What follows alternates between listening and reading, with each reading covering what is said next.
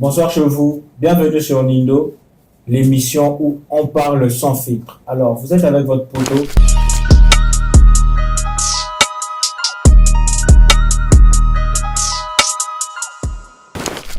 Vous le saviez, je ne suis jamais seul sur ces plateaux, mais spécialement aujourd'hui, nous allons vous annoncer notre invité autrement, juste après ça. Alors, bonsoir mon frère, Bonsoir Poto. un plaisir de t'avoir. Après un long moment où Bien on sûr. poussait pour t'avoir, Ouais. avec ton agenda, on n'arrivait Ouais, c'est jamais un à peu chaud trouver. quand même, ouais.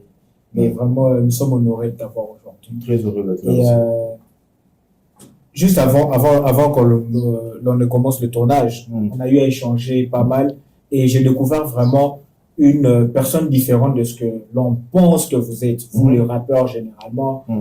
Je dirais pas distrait parce que ça voudrait dire que tous les autres rappeurs sont distraits, alors c'est vraiment pas ça, mais on sait voir que tu es un homme spirituel, un père de famille, un amoureux de Dieu et surtout aussi un grand amoureux de ta femme. Bien sûr. Vraiment, j'ai beaucoup appris avant que l'on ne commence ce tournage. Mais j'aimerais aussi qu'on partage ça avec les personnes qui nous suivent. Mais nous allons un peu respecter la coutume, suivre un peu les questionnaires parce que nous avons établi un questionnaire avec l'équipe. Bien sûr. Pour commencer, on aimerait savoir qui est Georges. Georges, c'est un artiste, chanteur, rappeur, compositeur. Ok, il y a aussi le côté prédicateur qui ressort de plus en plus. Grâce à Dieu, les gens m'embêtent un peu avec ça. C'est quelque chose que je voulais pas au début. Parce qu'aucun prédicateur ou aucune personne appelée à devenir un pasteur te dira qu'il a aimé devenir un pasteur. C'est quelque chose qu'on a toujours, un peu comme l'apôtre Paul. Avec cette génération. Et même les générations passées, hein, t'en fais pas. Hein. La plupart de ceux qui... Regarde, tu vas te demander à tous les pasteurs, en tout cas la grande majorité, te diront que au début, ils ont refusé. C'est un peu comme ce que Paul dit, je prêche parce que la nécessité m'en est imposée. Donc c'est vraiment quelque chose que Dieu t'impose. Et puis voilà, donc je crois que de plus en plus, je commencerai à me présenter aussi en insistant sur le fait que aussi le côté prédicateur que Dieu permet que les gens découvrent un peu plus. Est-ce que tu penses que ça sera un côté accepté facilement par l'Église? On va un peu essayer de sortir un peu du questionnaire parce qu'il y avait une autre question juste après, mais on va rebondir dessus après. Est-ce que tu penses que ça sera une casquette acceptée facilement par l'Église avec le style de musique et tout ça? Avec le style de musique. En fait, tu sais, la vie des gens par rapport à l'œuvre de Dieu m'a toujours importé très peu parce que j'ai vu le Seigneur faire agir puissamment lorsqu'il s'agissait de quelque chose qui était impossible. C'est-à-dire, j'ai vu le Seigneur faire l'impossible avec ma musique. Alors le reste, je me dis, voilà quoi. Et donc, quand il s'agit de l'œuvre de Dieu, j'ai mis toujours un point d'honneur, par la grâce de Dieu, à ne compter d'abord que sur Dieu. Que sur Dieu. Donc, en fait, là, je ne suis pas en train de me dire, qu'est-ce que les gens diront? Je suis pas là, en fait. Je suis dans une dynamique où je me dis, écoute, c'est même pas moi qui veux ça. C'est Dieu qui m'appelle. Alors, puisque c'est Dieu qui m'appelle et que c'est son œuvre, alors, je compte sur lui. Et bien sûr, s'il m'imite, ça marche pas. C'est lui, c'est son truc à lui. Donc, je suis même pas dans un truc où je me dis, bon, il faut absolument que ça marche, c'est l'œuvre de Dieu que je fais, je veux juste faire sa volonté. Alors, puisque c'est pour lui que je le fais, alors je crois et je suis sûr d'ailleurs qu'il va faire en sorte que les gens adhèrent à ça, quoi. On va revenir dessus parce que moi, personnellement, le retour que j'ai eu de certaines personnes qui sont du même milieu que toi, certains rappeurs, concernant leur relation avec l'Église, elle est généralement pas bonne. Elle est généralement pas bonne, mais nous allons revenir dessus. D'abord, la première question, une autre question qui me vient, c'est que tu as commencé ta carrière dans un groupe musical, ça s'appelait la Sainte Mélodie. La Sainte Mélodie, oui. La Sainte Mélodie, c'était un groupe qu'on a créé avec des amis à l'école. Moi, j'étudiais à Saint-Raphaël. Et juste après ça, je suis allé intégrer la chorale. Et c'est forcément la chorale que j'ai appris à chanter. Okay. C'est comme ça que, c'est même pour ça aussi que j'incite aussi beaucoup de jeunes, surtout ceux qui veulent se lancer dans la musique. Je leur demande d'aller justement à la chorale, parce que c'est la chorale que tu apprends justement à chanter. Donc, c'était la Sainte Mélodie. Donc, avant le Georges rappeur, il y avait d'abord le Georges chanteur. Bien sûr, chanteur. À la base, moi, je suis chanteur. Okay. Moi, à la base, je suis chanteur. Ça, c'est nouveau, je sais pas. Oui, bien sûr. À la base, je suis chanteur. Au fait, les choses se sont faites j'ai envie de dire par la force des choses, mais c'est Dieu qui avait tout mis en place, en fait. Tout est parti en 2012. Avant 2012, 2011, 2010, par là, même vers 2008, je chantais dans beaucoup de groupes, je chantais dans des groupes de gospel, il y avait la chorale, il y avait un autre groupe encore. Après, j'ai encore créé un autre groupe de R&B avec des amis qu'on appelait Vase de Terre. À l'époque, j'étais encore à l'université et tout ça.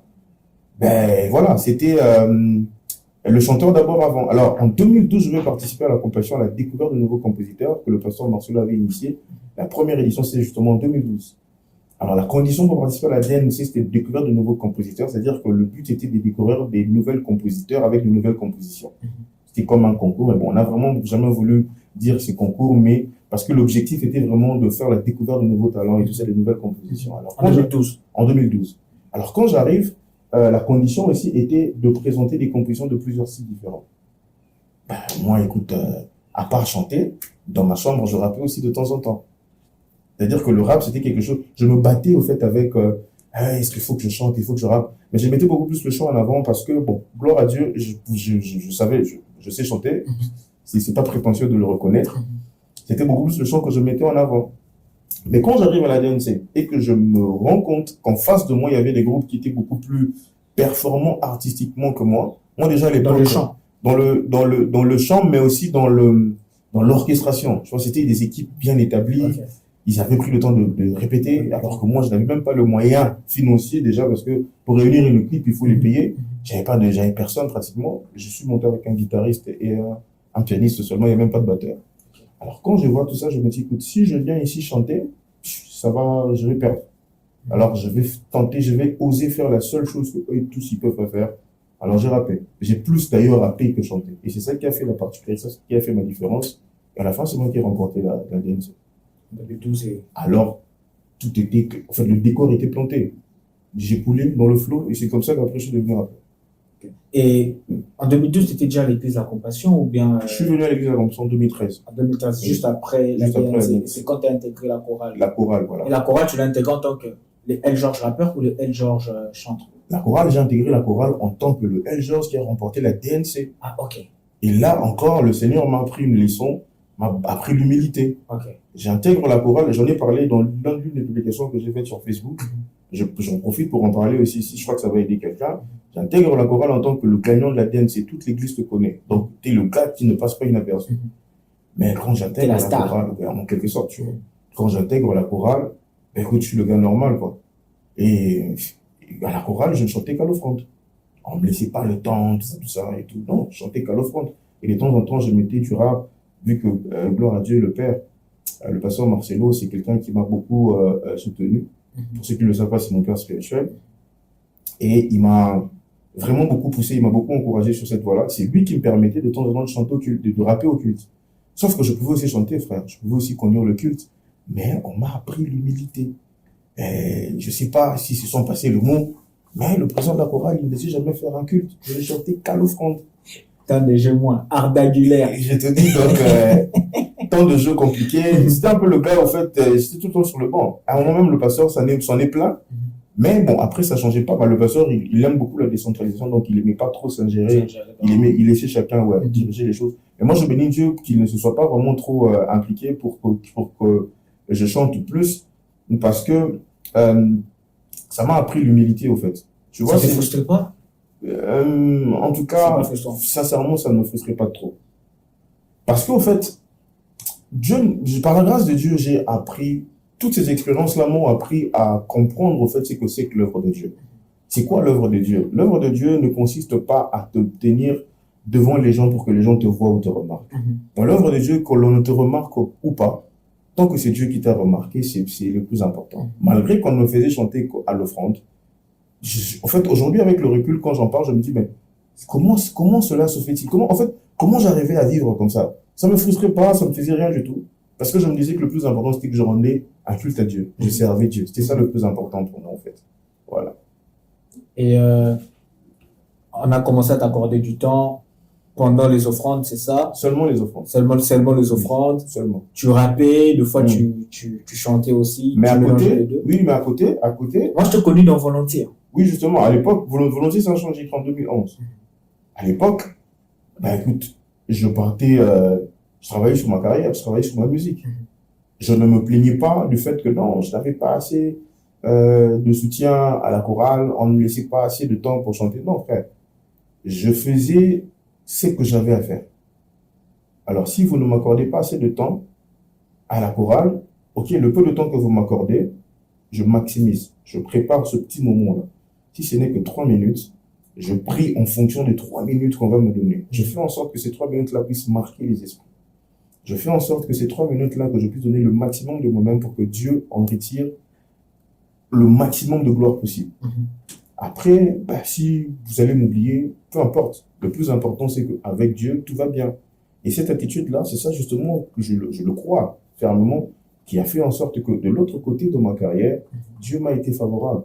Parce qu'à côté, moi, la musique, comment je l'ai commencé, pas comme aujourd'hui. Nous, on n'a pas commencé la musique avec les lives Facebook, les lives Instagram. Non, nous, on allait demander les prestations dans les départements de jeunesse des églises. On allait demander, non, est-ce qu'il n'y a pas moyen que Tobeta et tout ça, et tu vas chanter comme ça, on te donne $5 de cachet après. Et c'était comme ça la vie, au fait, au début. On travaillait comme ça. Si tu prestes dans une activité de jeunesse ici, d'autres personnes qui étaient là te découvrent, on va l'inviter encore dans notre ligne de jeunesse. C'est des prestations, parfois, on te donne 5 000 francs de transport. Et c'est un travail que j'ai fait comme ça pendant plusieurs années. C'est comme ça, en fait, que moi, j'ai évolué petit à petit avec ma carrière. Je ne suis pas là à exiger des grosses scènes, des grandes scènes et tout ça. Je me souviens qu'après la DNC, la première personne à m'avoir accordé une grande scène, c'est le pasteur Henri Papa Moulaja. C'était lors de la première édition de Célébration Pâques. Il m'avait accordé une grande scène. Je me souviens à l'époque, c'était Célébration Pâques se faisait encore à la salle de spectacle de l'Hôtel Vénus. Okay. C'est la première fois. Et si tu regardes même la vidéo, je crois que c'est sur YouTube, tu vas voir que les gens, ils étaient là, mais je chantais, je rappais, mais ils te calculaient pas. Qu'est-ce qu'il fait? Ouais, tu vois. J'ai dû même les motiver à un moment, on peut leur dire, écoutez, je suis là, vous faites rien. Donc, c'est un tout petit peu ce parcours-là que j'ai connu. Mais de l'autre côté, tu fais des scènes comme ça, mais quand tu rentres à l'église, tu chantes à l'offrande. Et après, tu te mets sur le banc. Ça ne peut pas être frustrant. Et chanter à l'offrande, c'était pas régulier.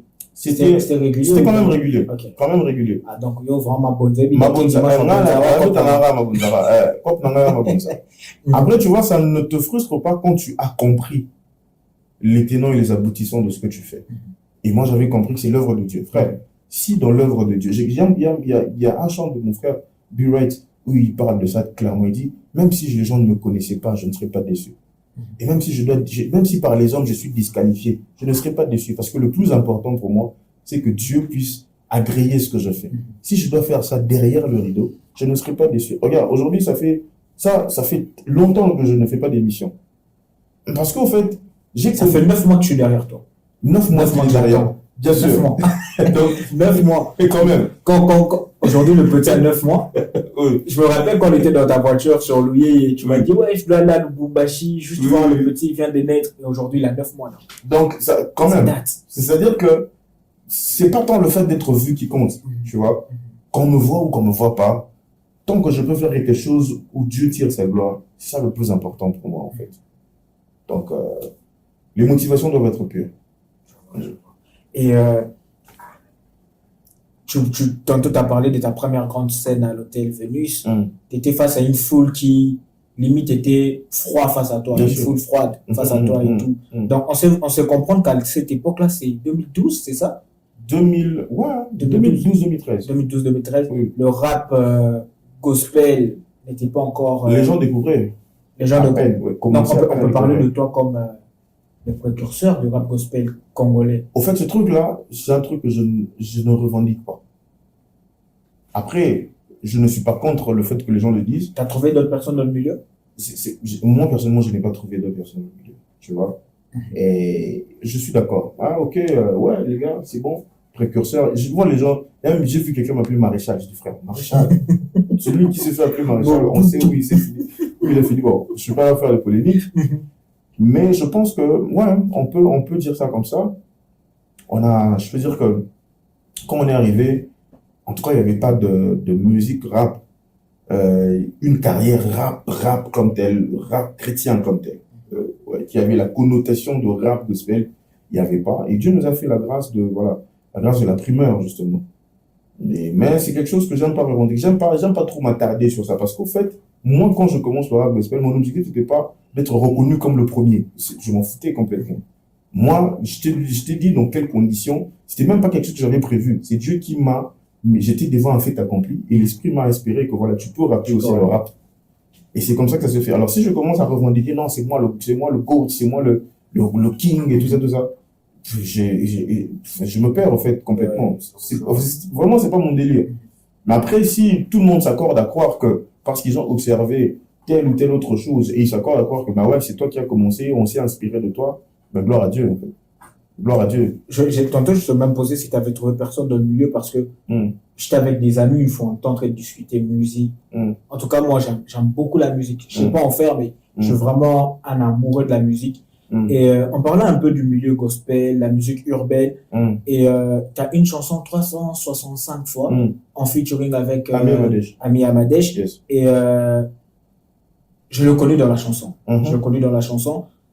Et c'est un ami qui me dit, oh, c'est un ancien, Ami Amadesh, c'est un ancien et tout ça. Et on était dans le 6, c'est avant El George ou après El George? Non, Ami Amadesh, c'est un ancien. Ami Amadesh, moi, je le suivais.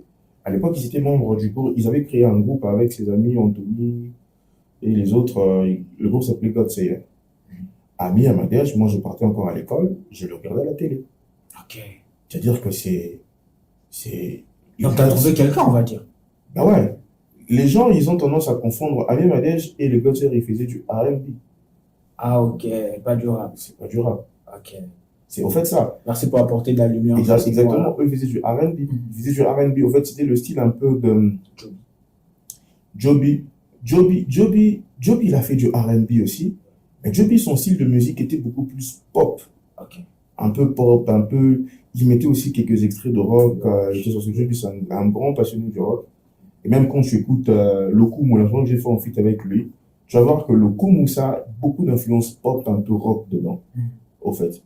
Alors, Ami Amadesh, les God Sayer, moi j'ai trouvé, oui, je reconnais même que je me suis beaucoup inspiré des God Sayer, de Ami Amadesh, parce que eux, c'est les pionniers justement du R&B chrétien. Mais je faisais pas du rap. Beaucoup de gens ont tendance à confondre R&B et rap. Je comprends pas. Et quand quelqu'un chante et que c'est du R&B, les gens ont tendance à croire que c'est du rap. Mais non, c'est pas la même chose. Ouais. Merci beaucoup d'apporter de la lumière sur ce point-là. Et après, il y a eu C'est Jésus la star. Boomerang, c'est Boomerang, après, juste après. Oui. Donc, on se voit que tu as. Là, tantôt, on vient d'écouter Affranchi l'album. Donc, on se comprend que El George a vraiment traversé les époques, parce que jusqu'à présent, tu es toujours là. Aujourd'hui, il y a de nouvelles têtes et tout ce qui va avec. Jusqu'à présent, tu es toujours là. C'est quoi le secret de ta longévité dans cette musique urbaine gospel? Ben, le secret de la longévité dans la musique chrétienne, c'est s'attacher à celui qui vit pour le siècle des siècles. C'est-à-dire que et Dieu, il est celui qui vit pour le siècle des siècles. C'est-à-dire quand on parle de Dieu, on ne parlera même pas de longévité, on parlera d'éternité. On parlera de celui qui est, il était, il est, et celui qui était, qui est, qui vient. Alors, pour perdurer, rester le plus longtemps possible, avoir un parcours irréprochable, le secret, c'est simple. Attache-toi à celui qui est là, qui est roi. Il est établi roi de rois pour le siècle des siècles. Et fais les choses pour lui. Et lui aussi, fais de l'éternel tes délices. Il te donnera tout ce que ton cœur désire. Alors, quand tu fais de l'éternel tes délices, qu'est-ce que ton cœur désire? Personne n'a envie de commencer quelque chose et puis de finir dans des scandales et puis d'avoir une carrière qui ne fait pas long feu. Non. Fais de l'éternel tes délices. C'est-à-dire que tu fais les choses. Je parlais tout à l'heure de mon expérience à la chorale. L'attitude que tu as, même lorsque tu es en face d'un leader qui ne te laisse pas assez de temps de prestation, quand tu ne te fâches pas, quand tu ne murmures pas, quand tu as des motivations qui sont pures, quand malgré que tu n'es pas trop mis en avant, tu continues de venir, et parce que pour toi, la motivation, c'est de faire pour Dieu. Quand tu n'es vraiment là que pour Dieu, quand tu n'es vraiment là que pour les intentions d'être vu, d'être perçu comme le king, le goat, je sais pas quoi, le père, je sais pas quoi. Quand tu fais l'œuvre de Dieu avec un cœur d'enfant, tu fais l'œuvre de Dieu avec un cœur motivé par le fait de rendre toute la gloire à Dieu, bah, c'est là que Dieu te donne justement cette longévité-là dont on parle aujourd'hui, en fait. Parce que Dieu, il trouve son compte dans ce que tu fais. Alors, quand Dieu, il trouve son compte, la Bible dit, Dieu résiste aux orgueilleux. Mais c'est l'humilité qui précède la gloire, en fait. C'est-à-dire que le contraire de l'orgueilleux, c'est lui qui est en face de Dieu. Dans l'œuvre de Dieu, il ne fait pas avec l'orgueil. C'est quoi l'orgueil? C'est que tout soit centré sur toi. C'est un peu un côté... l'orgueil a engendré le narcissisme. Que tout soit centré sur toi, en fait, tu vois. Alors, le contraire de ça, c'est quoi? Si Dieu résiste aux orgueilleux, donc Dieu est favorable à ceux qui font les choses humblement et tout ça. Exactement. Ouais. Donc, ton plus grand secret, c'est simplement avoir... S'attacher à Dieu, oui. S'attacher à Dieu et avoir avoir des motivations pures. Faire les choses pour Dieu. Automatiquement, j'allais même te poser la question, c'est quoi le fond de tes chansons, comment tu choisis les titres et tout. C'est déjà une réponse parce que justement, ouais. On voit c'est Jésus la star où tu dis que c'est pas moi, c'est Jésus. Exactement. On voit Boomerang où tu expliques que tu reviens toujours revenir. On voit Yébé où tu conscientises les autres, voilà. Tout à fait. Il faut que tout soit centré sur Jésus. Lorsque tu lis la Bible, même lorsque tu lis les prophètes, l'Ancien Testament et tout ça, dans la théologie, on parle de type de Jésus. C'est-à-dire que même dans l'Ancien Testament, tu vois qu'il y a des personnages de la Bible qui sont des types de Jésus. C'est-à-dire que des gens qui ont vécu leur histoire ou leur parcours, l'histoire de leur parcours se retrouve dans la Bible pour que ceux qui ont vécu puissent nous ramener constamment Jésus. Toute la Bible a été faite de manière à ce que tous les regards soient fixés sur Jésus-Christ. Donc, si toi, tu viens faire l'œuvre de Dieu, tu viens prétendre faire l'œuvre de Dieu, chanter pour Dieu, et que tu fais les choses pas pour que Jésus soit élevé, il y a une expression, je crois que c'est les Américains qui le disent souvent, pas. Il faut faire les choses de manière à rendre Jésus-Christ célèbre davantage. Pas pour que toi, tu sois célèbre. J'aime beaucoup ce qui s'est passé dans la Bible avec l'homme qu'on appelle Jean-Baptiste. Jean-Baptiste a eu la grâce, le privilège d'être présenté comme le plus grand de tous ceux qui étaient nés d'une femme. Jésus l'a présenté comme un prophète. Il l'a même présenté comme celui qui était bien plus qu'un prophète. Mais si tu regardes, avant que Jésus en arrive là, comment est-ce que Jean-Baptiste a vécu? Jésus-Christ a dit, lorsque Jean-Baptiste en prison envoie ses disciples aller demander Jésus, est-ce qu'il est celui qui doit venir ou devons-nous en attendre un autre? Il leur dit, allez dire à Jean ce que vous voyez, ainsi de suite. Quand les disciples s'en vont, Jésus restait avec ceux qui étaient avec lui, leur dit, qui êtes-vous allé voir dans le désert? Et Jean-Baptiste était un prophète, était un homme riche, tout ça, vêtu de vêtements somptueux. Non, c'était un prophète et bien plus qu'un prophète, je vous le dis. De tous ceux qui sont nés d'une femme, aucun prophète n'est plus grand que Jean-Baptiste. Mais il dit aussi que dans le royaume des cieux, le plus petit était plus grand que lui. C'est-à-dire que c'était l'homme qui était... Jean-Baptiste, c'est celui qui dit, il faut qu'il croie, c'est que moi je diminue. Jean-Baptiste avait compris sa mission de celui qui venait pour présenter le Messie. Il avait tellement bien compris ça, que même lorsque une polémique a voulu, que ses disciples ont voulu créer une polémique comme quoi, non mais regardez, tes disciples sont maintenant en train de suivre le Jésus que tu pensais, non mais, papa Nangaï, je suis là pour ça. Ma raison d'être, c'est de présenter Jésus. Tant que Jean-Baptiste a fait cela, plus tard, Jésus-Christ, quand il était question maintenant que Jésus lui-même le présente, il l'a présenté comme le GOAT de tous les prophètes. Pourtant, quand tu regardes la Bible, Jean-Baptiste n'a fait aucun miracle. Pas faux. C'est pas, il se sentait même pas digne de baptiser le Christ. Ouais, même pas digne de délier la courroie de ses sandales. Et c'est cet homme-là, sa vie, moi, ça m'a beaucoup inspiré, au fait. C'est-à-dire que quand tu as les motivations qu'avait Jean-Baptiste, c'est ça justement, l'apôtre Paul dans Philippiens 2, parlant de Jésus qui s'est humilié jusqu'à mourir sur la croix, il dit, ayez en vous les sentiments qui est en Jésus-Christ. Lui qui existant en forme de Dieu, il n'a pas regardé son égalité avec Dieu comme une proie arrachée, il s'est humilié. Mais à la fin, il dit, c'est pourquoi aussi Dieu l'a souverainement élevé. C'est-à-dire que quand tu t'humilies, tu te rabaisses, tu fais en sorte que ça ne soit pas toi qu'on voit, mais qu'on voit Jésus. C'est lui que tu es venu présenter. Là, le Seigneur, il te fait grâce, il sera favorable, il va te garder longtemps, voilà.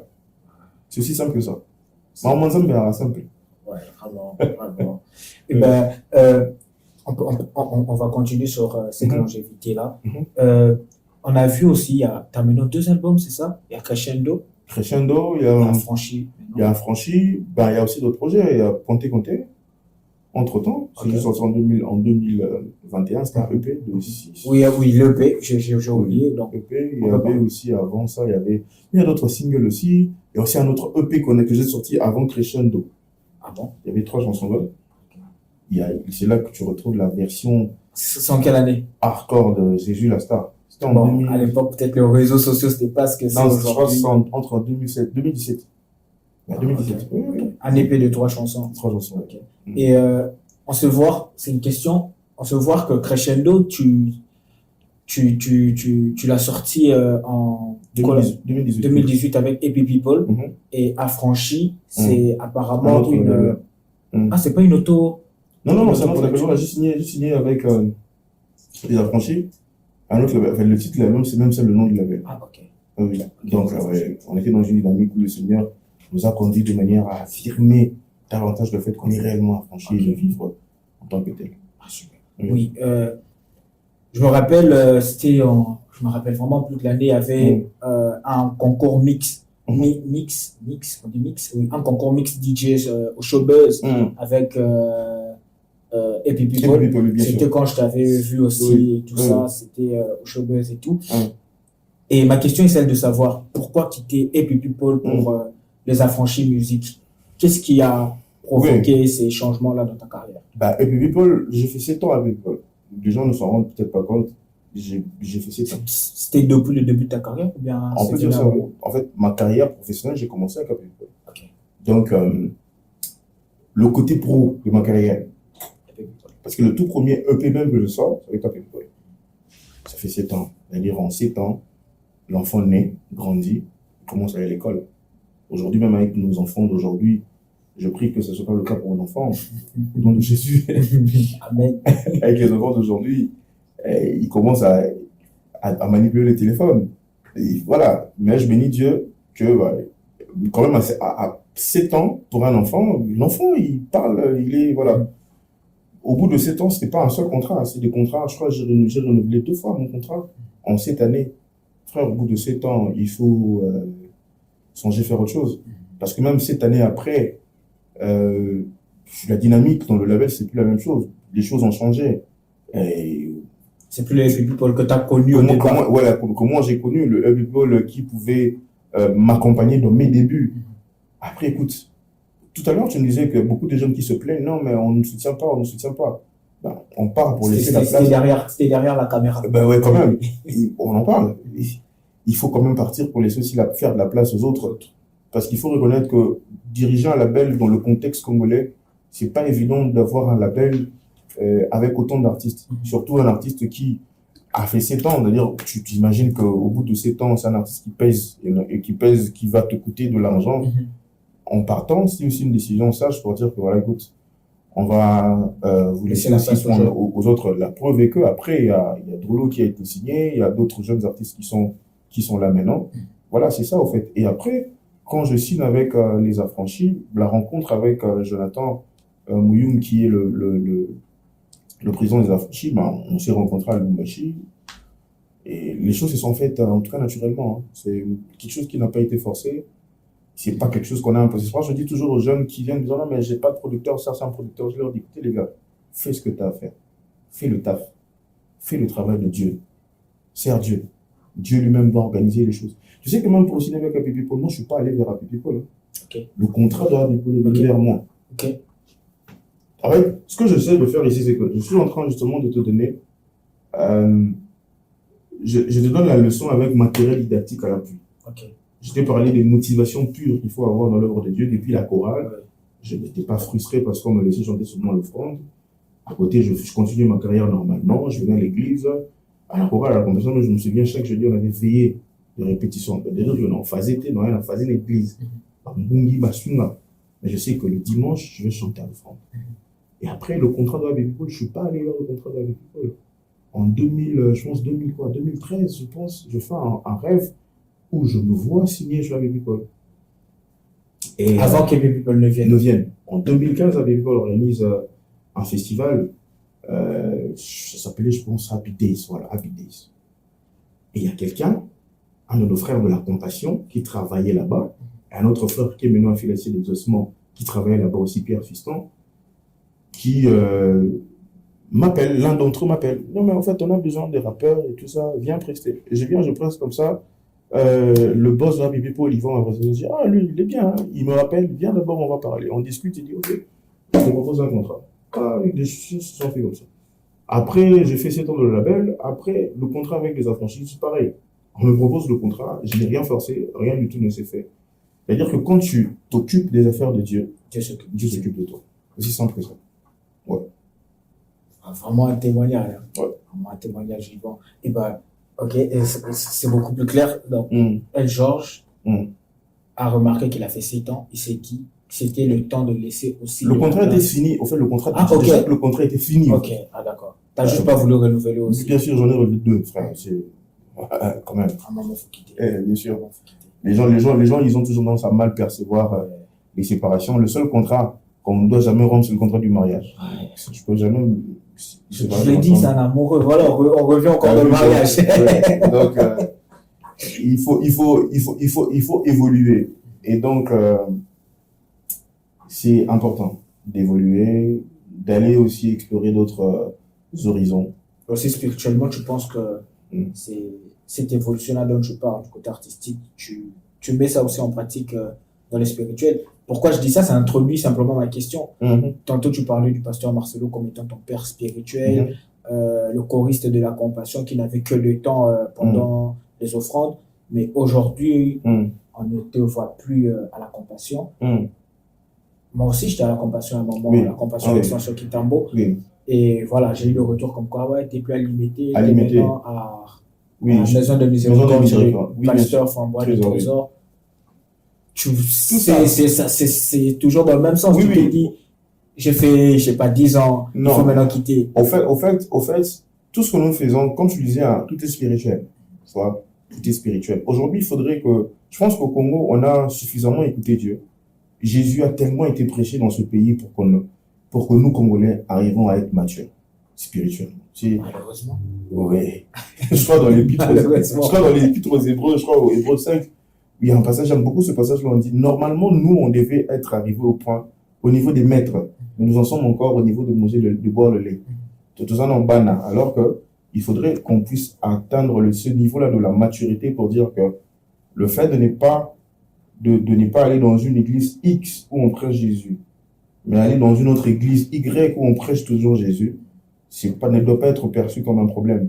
Par rapport à ce que je veux aujourd'hui, par rapport à là où Jésus est en train de m'amener aujourd'hui, il m'a conduit vers le pasteur Trésor pour la prochaine étape. C'est-à-dire que j'avais besoin de lui, de ce qu'il doit m'enseigner pour la prochaine étape. Mais en même temps, je l'ai dit tout à l'heure, le pasteur Marcelo, c'est mon père. Je ne le réunis pas en tant que tel. Et c'est en accord avec lui, justement, que tous ces mouvements-là se font. Okay. Donc, il y a beaucoup d'autres choses. C'est-à-dire que le Seigneur me parle d'une prochaine étape qui nécessite beaucoup d'autres choses. Alors, il faudrait que le chrétien congolais, le chrétien francophone en général, puisse avoir la maturité de comprendre certains mouvements.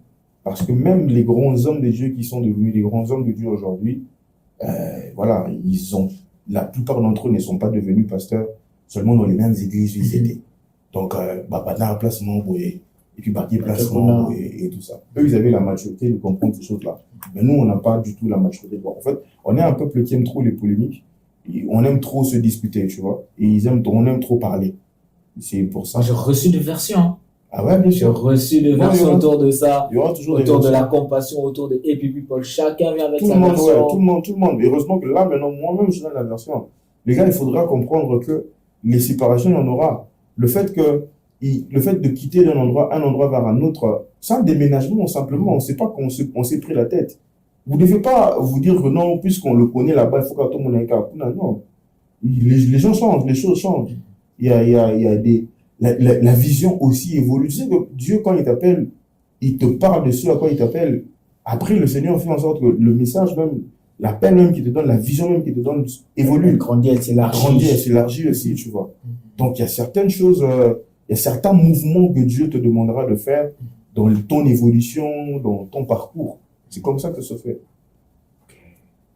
Il faut être mature. Maintenant, pour comprendre ces choses-là, j'en appelle à la maturité de chacun. Lorsque tu lis la parole de Dieu insiste beaucoup sur la maturité. Le passage de la Bible où on parle de 5 ministères, Dieu a donné les uns comme apôtres, les autres comme tout ça. Quand tu lis très bien ce passage-là vers la fin, on dit que c'est pour l'édification de l'Église. C'est pour travailler justement à édifier l'Église, à édifier le peuple de Dieu, les emmener.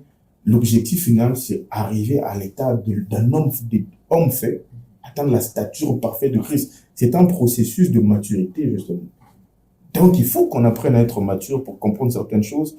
la plupart des polémiques que tu vois aujourd'hui, que les gens disent, à gauche, à droite, ça relève d'une immaturité très criante, en fait. Les gens sont tellement immatures qu'ils ne comprennent pas certaines choses et voilà, ils perdent leur temps dans des polémiques et des débats stériles, inutilement.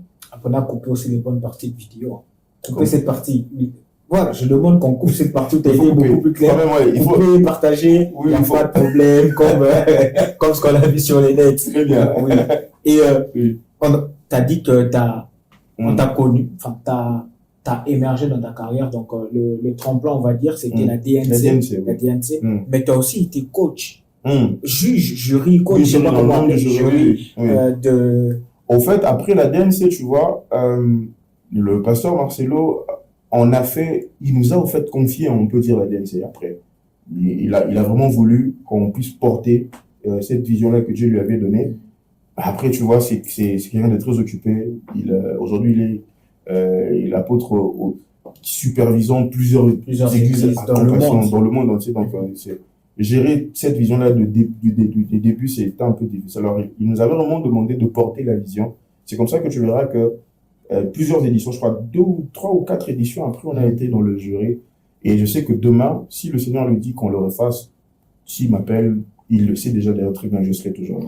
Donc voilà, je disais, tu as été jury, donc tu as aidé plusieurs jeunes à se faire découvrir, on va dire. Ouais. Et tu as été comme une sorte de mentor, de père et d'enseignant pour certains. On peut dire ça. On peut dire ça, voilà. Ouais. Est-ce qu'à un moment, tu prends du recul, tu te dis, Georges, tu as beaucoup fait, c'est bon, j'arrête.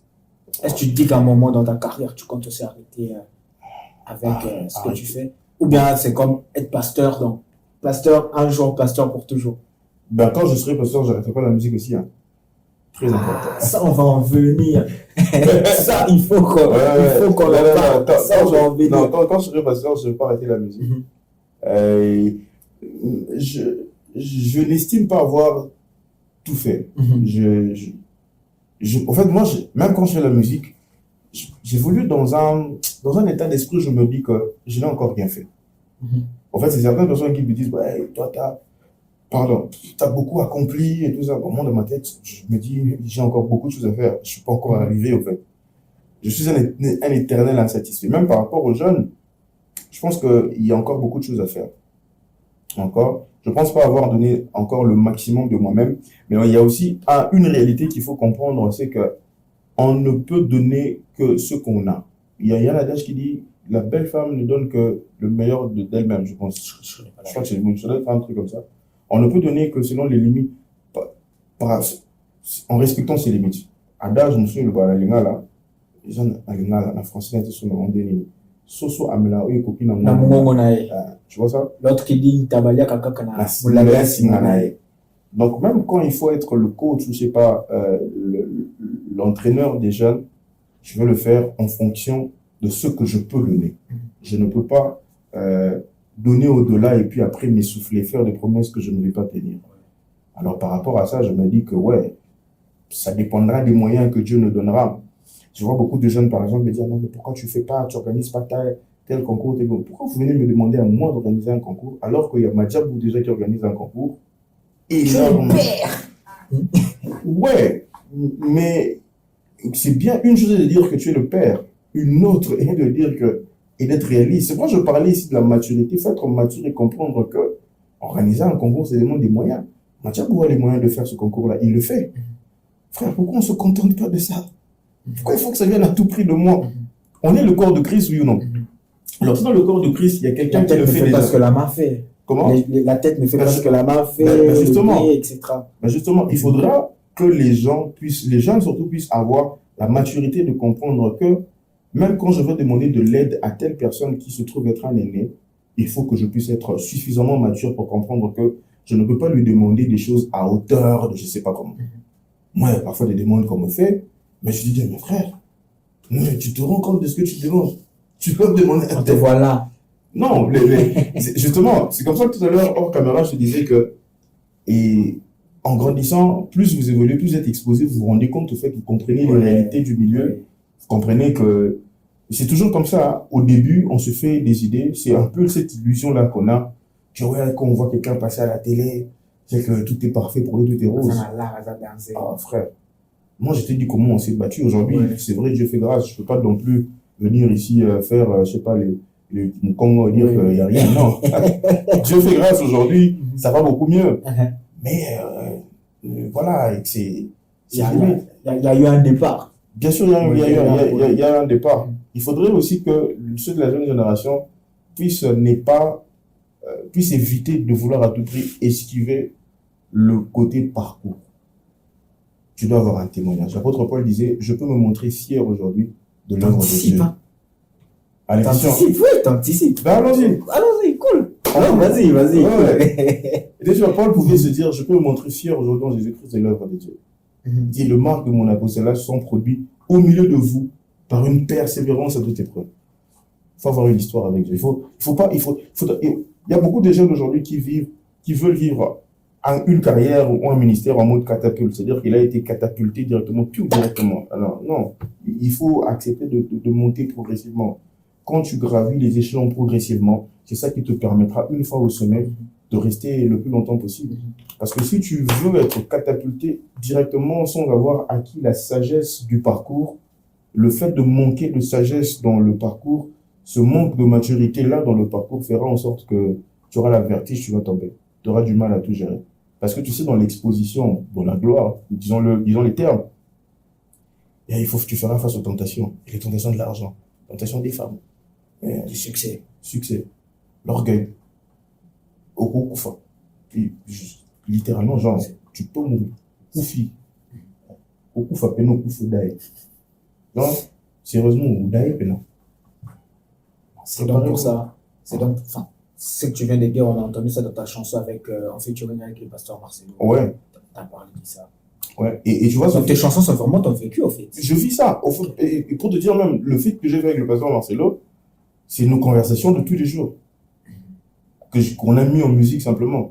C'est des questions que je lui posais, au fait. C'est vrai, je dis toujours que le meilleur soutien qu'un père ou un aîné peut te donner, c'est ce que le pasteur Marcelo a fait dans cette chanson-là. Et il a fait ça pendant très longtemps, il continue de le faire jusqu'aujourd'hui. Les conseils, de partager les principes de la vie. Tu vois, quand il dit par exemple que le Seigneur qui t'a pris au bas de la montagne sera avec toi au sommet de la montagne.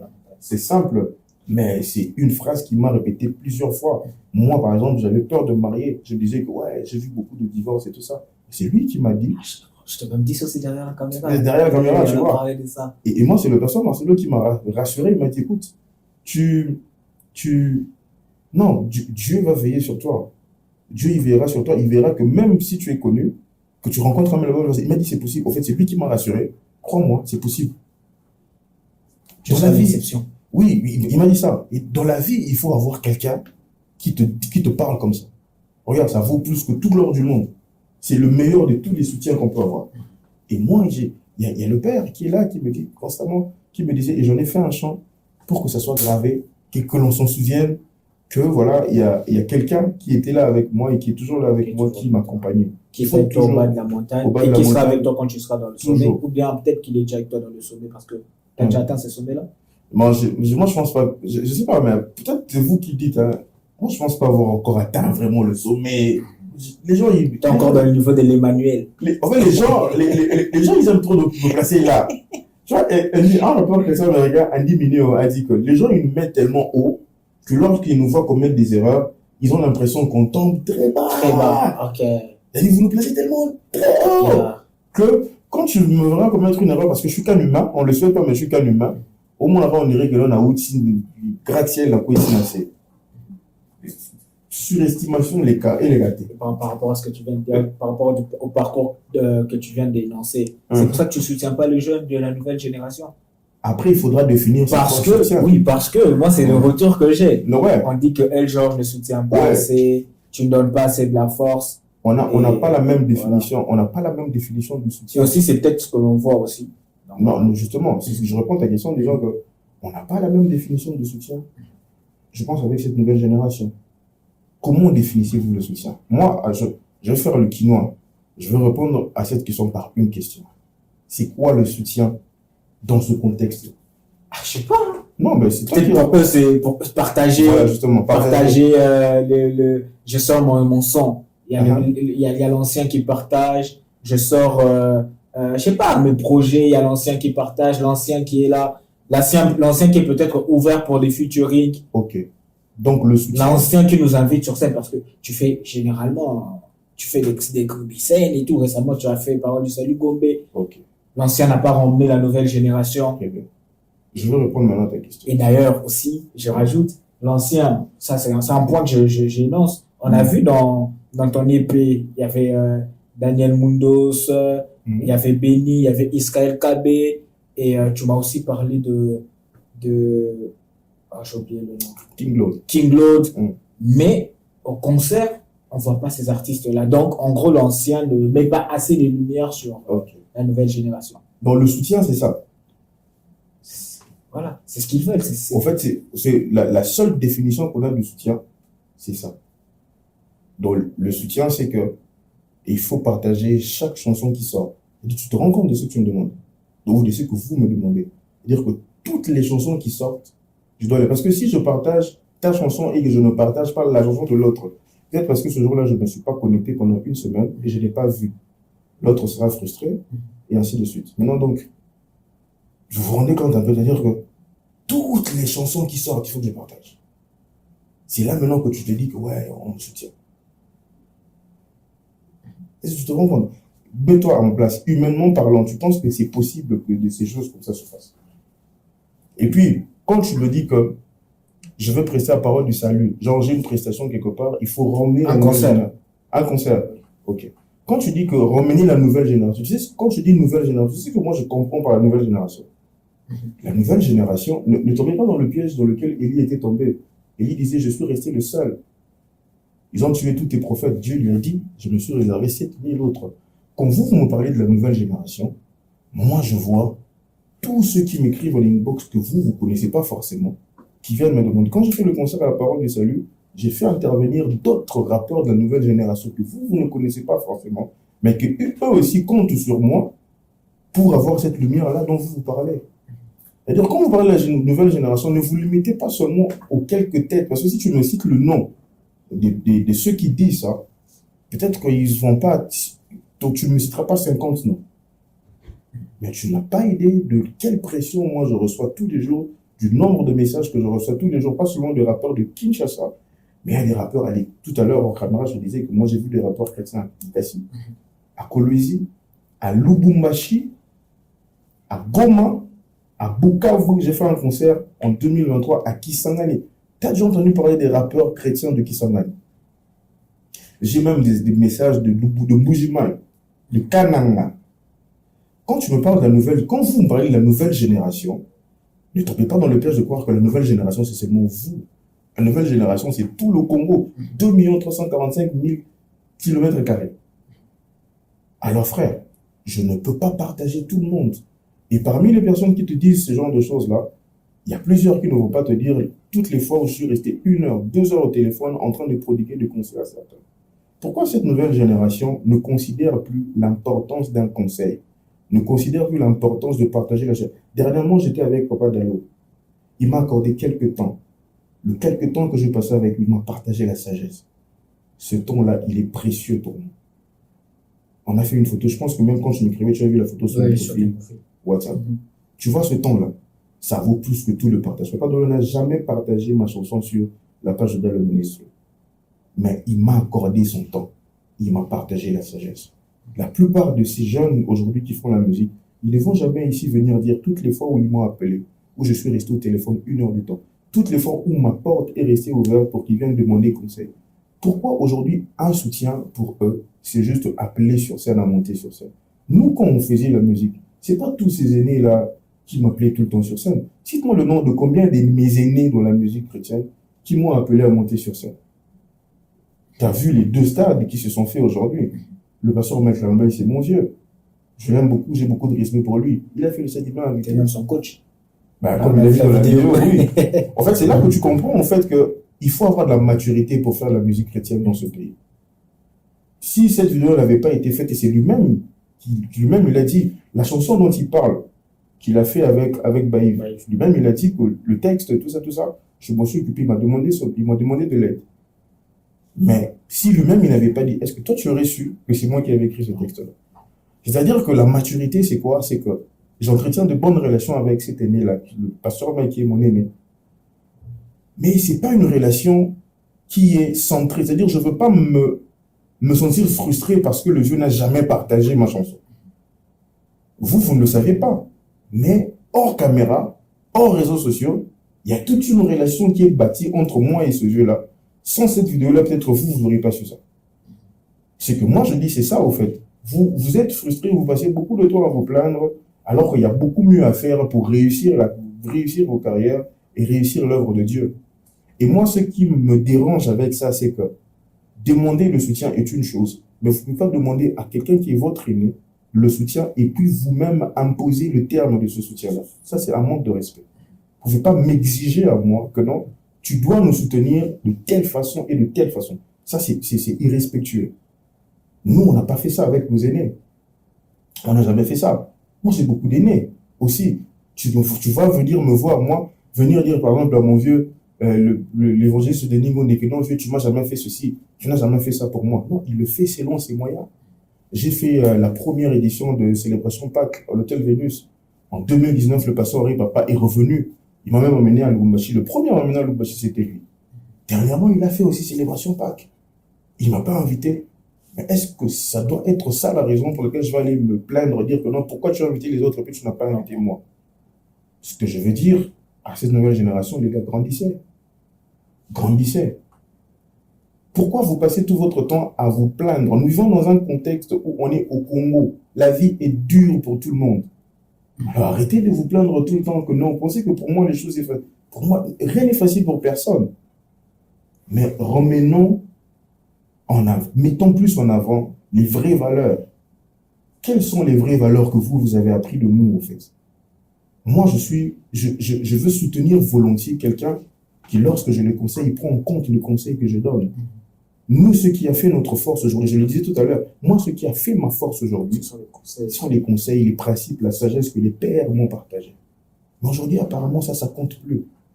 Imagine, tu sais, dans toute relation, quand dans toute relation, tu entretiens une relation avec quelqu'un, peu importe si c'est une relation amoureuse, une relation amicale ou entre père et fils, quand cette relation-là est basée que sur les intérêts, parce que ça, c'est le genre de relation que eux, ils veulent préconiser.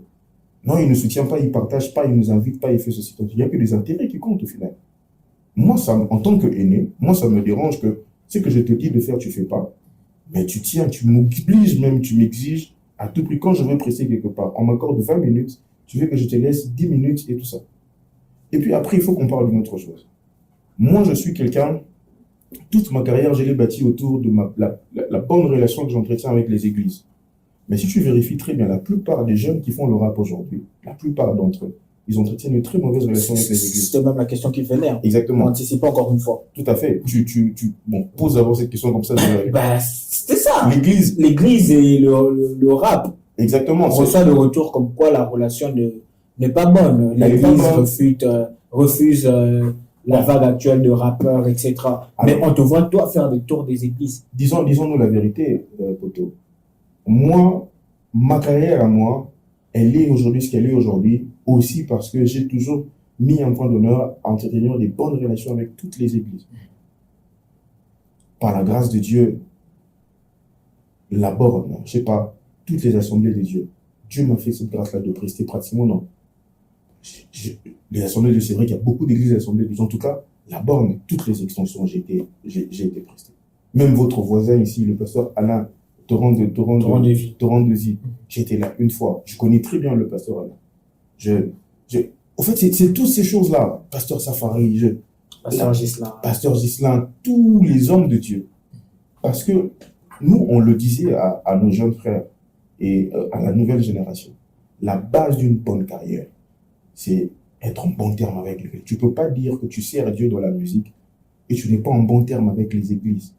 Le pasteur Marcelo m'a dit il y a très longtemps, il m'a dit il y a deux courants dans la musique chrétienne. Il y a le courant de ceux qui ont été bien avec les églises et des artistes qui n'ont eu aucune bonne relation avec les églises.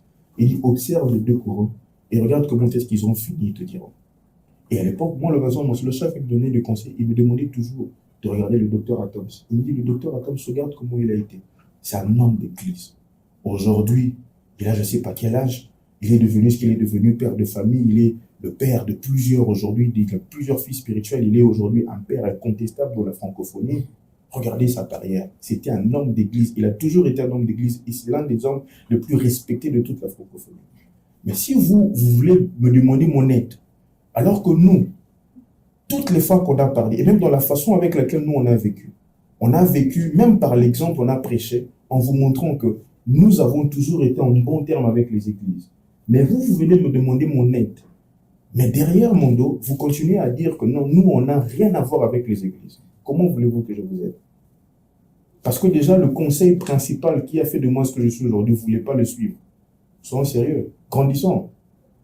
Et puis quand il faut que moi, vous m'exigez de vous emmener là où je vais prêcher. Moi, la plupart du temps, frère, je prêche avec des églises.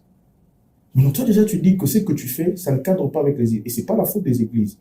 L'église a une ligne, j'ai envie d'appeler ça ligne éditoriale qui respecte. Il y a des principes à l'église. Tu ne peux pas faire ça, tu peux pas faire ça. Comment je veux que je t'emmène si tu ne respectes pas ces principes? Si tu ne respectes pas ça. Moi, il y a une chose que j'ai faite quand j'ai commencé le rap. J'ai appris à faire des concessions. Frère, si tu veux devenir grand, tu auras des concessions à faire. Mais ce que je remarque avec cette génération, c'est que c'est la génération qui ne veut faire aucune concession. Ils veulent imposer leur envie et leur désir à un système qui a été établi pendant des décennies. Frère, ce système ici, le fonctionnement de nos églises, le fonctionnement du milieu chrétien, c'est des pères plus âgés que nous qui ont établi ça. Tu peux venir comme ça d'un revers de la main et balayer tout ça comme ça. Ça ne marche pas. Tu es obligé de faire des concessions avec ces pères-là. Et puis, tu ne peux que le faire parce qu'eux, ils sont plus sages que toi.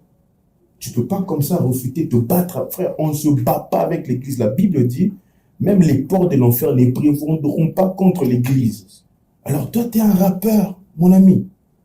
Et tu viens avec l'église. On ne se bat pas avec l'église. Tu es obligé de composer avec l'église. Parce que sans l'église, il n'y a rien. Dieu a laissé tout pouvoir à l'église. Moi, si ce n'était pas l'église, je ne serais pas marié aujourd'hui. Si ce n'était pas l'église, j'aurais été malheureux aujourd'hui. C'est tout ce qu'un homme d'église, le pasteur Marcelo, m'a appris sur le mariage, que je suis en train d'appliquer dans mon mariage aujourd'hui. Toute ma vie, c'est l'église. Bill Wright, il a dit dans une chanson, je bénis Dieu pour mon église locale, il parlait de ICC, il a dit, parce que sans les enseignements de mon église, ce serait le vide total. L'inspiration, c'est ce qu'on nous prêche à l'église. La vie, comment on se maîtrise dans le succès, c'est ce qu'on nous prêche à l'église. Mais regarde aujourd'hui, toi-même, tu l'as dit. Je ne sais pas si c'était en caméra ou ici, tu sais que dans la nouvelle génération, il y a beaucoup de scandales. Mais pourquoi, frère? En fait, tu sais voir. Il y a c'est des trucs, des causes à effet.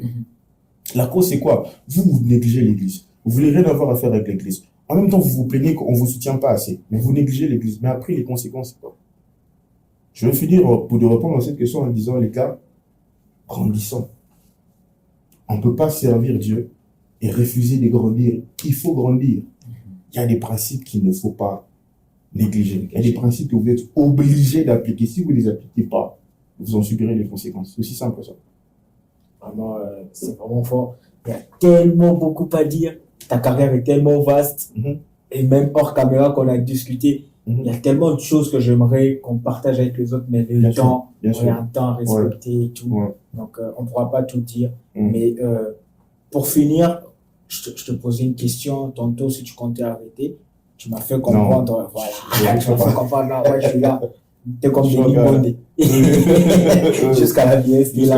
Et elle, comment elle jauge avec la vague actuelle? Déjà, avant de poser ma question, est-ce que pour qu'il y ait une règle, il y a toujours des exceptions? Est-ce qu'il y a, dans la nouvelle génération, il y a des artistes que tu écoutes et tu te dis, tiens, vas-y, celui-ci? Oui, bien sûr. Dans la nouvelle, il suffit d'écouter ma mixtape. Tous ceux qui sont dans la mixtape, j'écoute. Il y a Azaf, par exemple, AN. Qui était même ton pianiste. Oui. Je le sais aussi. Hein. Il est toujours. Il est toujours. Voilà. Il est toujours mon pianiste. Je veux par contre te dire pourquoi moi j'aime beaucoup AN. AN, c'est vrai qu'avec lui j'ai une relation assez particulière. On est très proches parce que bien sûr il évolue dans le groupe qui m'accompagne. Je le connais depuis très longtemps.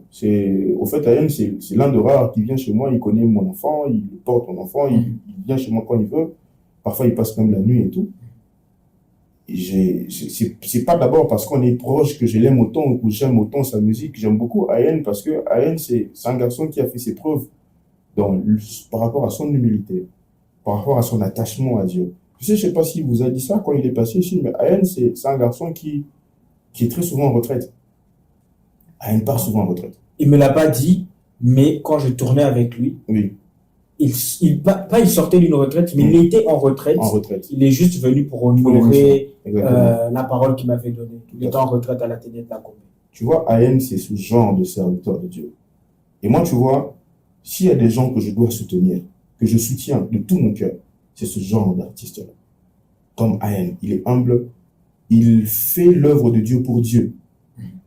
Tu vois, même Dieu, pour mettre sa faveur sur quelque chose, il doit trouver son compte.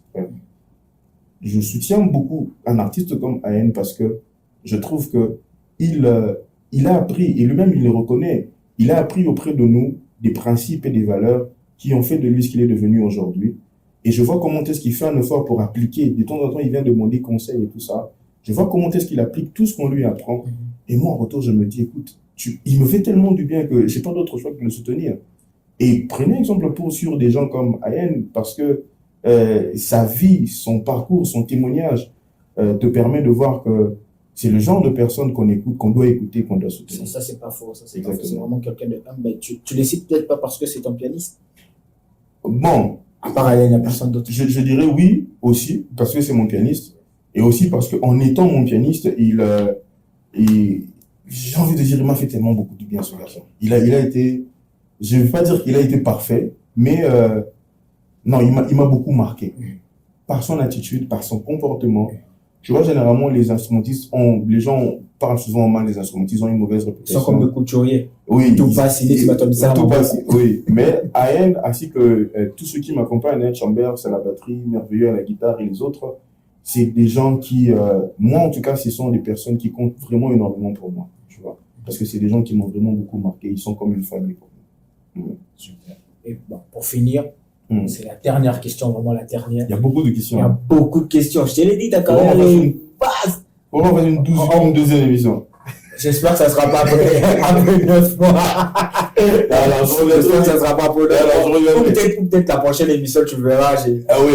La bague quittera là, la bague viendra là. Je te le souhaite. Ouais, il y aura une bague, je te promets. Je te le souhaite. Et la dernière question, c'est comment est Georges? Comment je peux poser cette question? Comment est Georges voit la musique gospel actuelle avec les réalités actuelles? Ce que toi tu as eu à vivre, ce que tu as accompli, ce que tu n'as pas encore accompli, et ce que les jeunes accomplissent. Lorsque je parle de la musique gospel, on parle bien sûr du gospel urbain. Comment tu le vois dans 15 ans, cette musique? S'il y a ça. Et aussi pour finir, la toute dernière question, c'est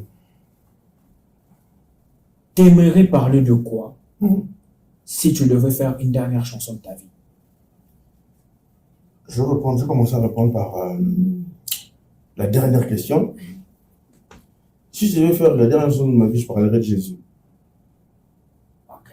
Et qu'est-ce que je veux dire? Oui, mais tu as parlé de Jésus comme la star, Jésus comme le boomerang, Jésus comme le Yébéla. Ouais. Tu as parlé de Paul et Mike. Oui.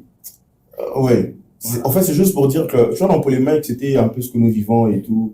Juste pour dire que si ça doit être la dernière fois que je le fais, j'aimerais encore une fois le faire pour honorer Jésus. Ouais. C'est-à-dire que, juste pour te dire encore une fois combien il compte et combien il est important, en fait, dans tout ce que je fais. Christocentrique. Toujours christocentrique, c'est le plus important.